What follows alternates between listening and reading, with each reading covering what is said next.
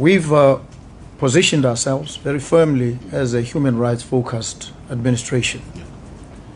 This is a huge responsibility. It imposes obligations on us. First, it says poverty is a violation of the fundamental rights of our people. We acknowledge this, that by keeping them in some of the conditions in which they exist, conditions of subhuman existence, we are violating their rights. We face up to this honestly. We acknowledge it so that we can confront it. We therefore must ensure that we create an economy, an environment that works for them, that generates the kinds of jobs that they need, that we are able to provide a living wage for them. We're able to provide decent shelter, decent health, world-class education. We need climate resilient, world-class infrastructure as well. So there's a lot that we need to do. And there are certain pivot points. The key one is digitization of the economy, in our view. A lot of the economic setback arises from pure wastage in the economy, not even corruption, which is a factor. But there's a substantial chunk of our resources that goes down the drain on account of wastage, inefficiency. And so if we pivoted on technology, we would curb a lot of the wastage. That is the first thing, very important for us.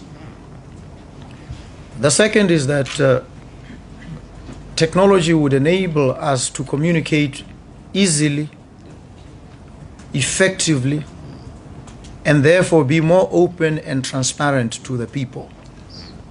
A lot of the doubts and misapprehensions that they have arises from lack of information. That said, Your Excellency, thank you so much for sharing the broad vision of your administration and where you see you want to take the economy of Botswana and the people of Botswana. So we are aligned on that. Let me say we are aligned on this. And over the last 2 days, I must say we had a couple of very fruitful and engaging meetings with both private sector as well as government entities. And what came out of there, one, as you rightly said, poverty is a denial of human rights.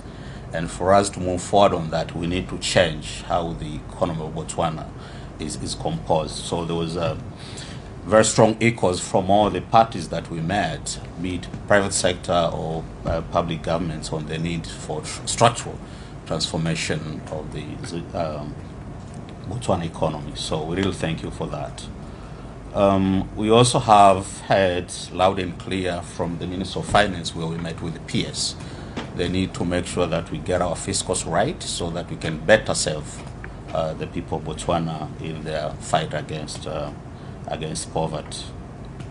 I also had a chance to meet with the governor of the central bank, where we talk about how can we bring financial inclusion as an instrument of fighting poverty in Botswana. And I think we have agreed, and they shared with me a couple of asks that they want the World Bank to support them, both finance as well as a central bank.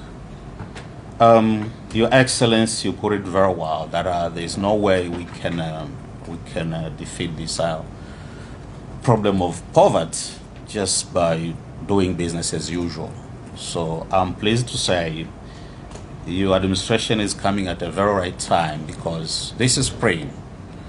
The World Bank has done a soul searching from the way it engaged with the countries, and it came out to be clear that much of the intervention that the bank has been doing for decades has not really contributed to job creation, especially among the youth. Now, as a result of that, the World Bank, through advisory council made of prominent private sector professionals, came out and said the World Bank need to focus its intervention to make sure that they do create more and better jobs, especially for the youth.